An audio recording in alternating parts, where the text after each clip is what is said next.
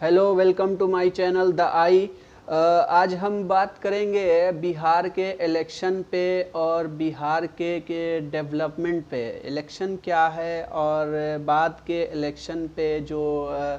जो पार्टीज़ आती हैं पावर में, और किस तरह से वो अपने इलेक्शन मैनिफेस्टो में कितना कितना वादा करती हैं और किस तरह से वो उस वादे पे खरी उतर पाती हैं। आज हम थोड़ा इस पर बात करेंगे। चूँकि बिहार का इलेक्शन बहुत नज़दीक है और एज ए बिहारी हमारा ये फ़र्ज़ है, हमारी ये ड्यूटी है कि हर चीज़ को एनालाइज करें और ऑब्ज़र्व करें, और जो चीज़ मेरे ऑब्ज़र्वेशन में है मैं आपको उस ऑब्ज़र्वेशन के ज़रिए आपको बताने की कोशिश करूँगा इंशाल्लाह। तो सबसे पहले तो ये बात देख लें कि वोटिंग का जो बिहेवियर होता है, वोट कास्ट होता है, वो किस बेस पे होता है। तो बहुत ही शॉर्टली हम बताएंगे आपको कि जब वो इलेक्शन आता है तो कास्ट है, रिलीजन है, और रीजनलिज़म है, और जो बहुत सारी चीज़ें हैं, जो बहुत सारे फैक्टर्स हैं जो सामने आते हैं at the time of polling के वक्त, कि किस तरह से जो वोट है, किस तरह से जो वोटर्स हैं वो बायस्ड हो जाते हैं, और किस तरह से जो मेन मुद्दा है, मेन टॉपिक है, और जो चैलेंजेस है वो किस तरह से उसको बाईपास करके, और कैसे कैसे मतलब जो नेता मदारी जो होते हैं वो किस तरह से लोगों को पोलराइज करते हैं। तो ऐसा बिहार में माना जाता है कि बिहार में जब भी इलेक्शन होता है तो वहाँ पे जो कास्ट का जो रोल है बहुत ज़बरदस्त प्ले होता है इलेक्शन के टाइम पे। आपने देखा होगा 15 साल 20 साल के अंदर के किस तरह से कास्ट का रोल रहा है हमारे यहाँ। ऐसे तो पूरे ओवरऑल पूरे इंडिया में जो है कास्ट का, रिलीजन का और इस तरह का वोट को पोलराइज किया जाता है कि वो मेरी ज़ात का है और वो मेरे धर्म का है तो मैं उसको इलेक्ट करूँगा, मैं उसको वोट कास्ट करूँगा। और जो डेवलपमेंट की बात होती है, जो गुड गवर्नेंस की बात होती है, कहीं ना कहीं वो उस मुद्दे को जो है नज़रअंदाज कर दिया जाता है, और फिर जो है पार्टी इस चीज़ को लेकर के पावर में आती है और फिर वो सब वादे, वो सब प्रॉमिसेस जो है भूल जाती है। आप ये देखिए कि बिहार के अंदर जब इलेक्शन का दौर अभी चल रहा है तो करोड़ों रुपए जो हैं वर्चुअल रैलीज़ के नाम पे जो पॉलिटिकल लीडर्स हैं और जो उनकी पार्टी है वो खर्च कर रही हैं, और लोगों जो उनके सपोर्टर्स हैं, जो उनके मानने वाले हैं, जो उनको सुनने वाले हैं, वो वर्चुअल रैली के ज़रिए उनकी बातों को सुन रहे हैं, उनके वादों को सुन रहे हैं। लेकिन हम ये कहते हैं कि उनको सुनना और है, और उनकी बातों को, उनके वादे पर, वो अपने वादे पर खरे उतर पा रहे हैं या नहीं उतर पा रहे हैं। हमें इन चीज़ों को देखना होगा, हमें इन चीज़ों को समझना होगा। चूँकि यहाँ पे करीब 15 से 20 पार्टी जो ऐसी इमर्ज हुई हैं, और वो लोग भी मतलब बिल्कुल पूरी तरह से तैयारी में जुटे हुए हैं कि इस बार के विधानसभा इलेक्शन में उन्हें जो है अपनी अपनी किस्मत आजमाई करनी है। हम ये समझते हैं कि कहीं ना कहीं जो है ये हमारी एक जो कमज़ोरी है कि जो हम है अपने लीडर्स को जब चुनते हैं तो हम उन्हें जज नहीं कर पाते हैं, हम उन्हें देख नहीं पाते हैं। एक हमारे पास कोई लॉन्ग विजन नहीं है, हम विजनरी नहीं है कि हम इन्हें देखें और इन्हें जांचें कि क्या वाकई ये लीडर जो है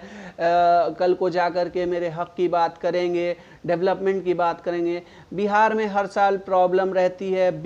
बाढ़ की, जो कि हर साल एक, जैसे बाढ़ जो है बिहार के अंदर एक फेस्टिवल की तरह आता है, जैसे होली है, दिवाली जिस तरह से हर साल आते हैं, इस तरह से बाढ़ भी आती है। लाखों लोग डिस्प्लेस हो जाते हैं, हज़ारों लोगों की जानें चली जाती हैं, और फिर बाढ़ के बाद जो एक महामारी और बीमारी फैलती है उसमें हम देखते हैं कि सरकारें जो हैं हर महाज पर नाकाम होती नज़र आती हैं। और जब इलेक्शन आता है तो अपने अपने जो उनके प्रोग्राम्स थे, जो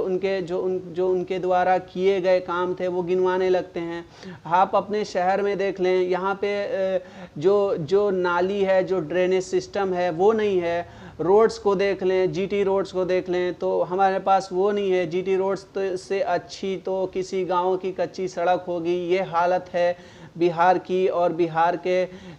जो पुरानी सड़कों की ये हालत है। और बहुत तरह का जो डेवलपमेंट है वो डेवलपमेंट हो नहीं पाया है। और जो एक सोसाइटी के अंदर जिसको ज़रूरत है, जो समाज को बदलने के लिए, समाज के कल्याण के लिए जो नेताओं को जो करना चाहिए वो नहीं कर पा रहे हैं। और कहीं ना कहीं वो हमारा जो है हमारे वोट्स का गलत फ़ायदा उठाते हैं और सिर्फ अपनी जो है जेब गरम करते हैं। आप ये देख लें कि जितने भी लीडर्स आपने चुने होंगे तो कहीं ना कहीं वो ज़्यादा से ज़्यादा अमीर होते चले गए, और आप जो है आपका जबकि अपलिफ्टमेंट होना चाहिए तो लेकिन धीरे धीरे आपका डाउनफॉल शुरू हो गया।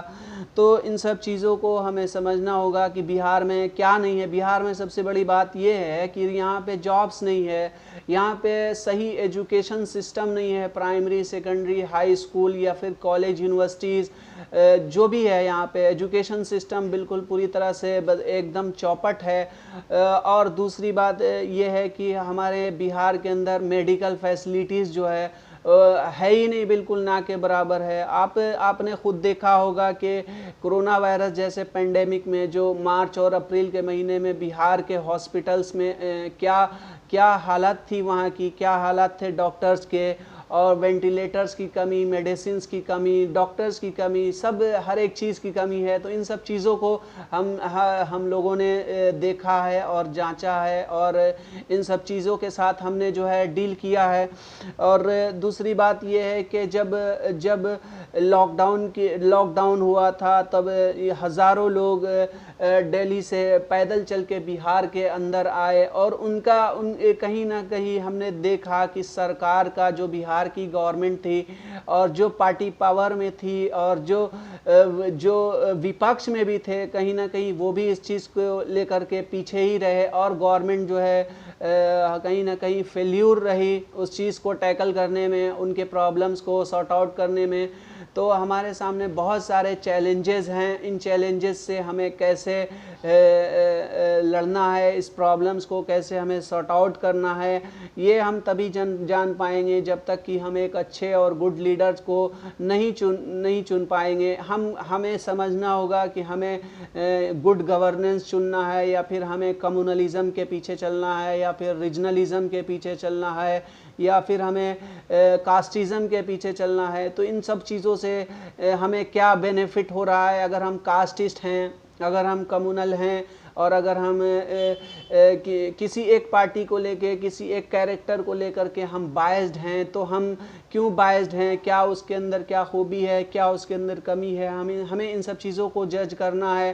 तो मैं यही सब बातें जो है आपसे कर रहा हूँ और करने आया हूँ कि आप खुद जज करो। आप जब तक के एक लॉन्ग विजनरी लीडर्स को आप नहीं चुनोगे तब तक कि आपकी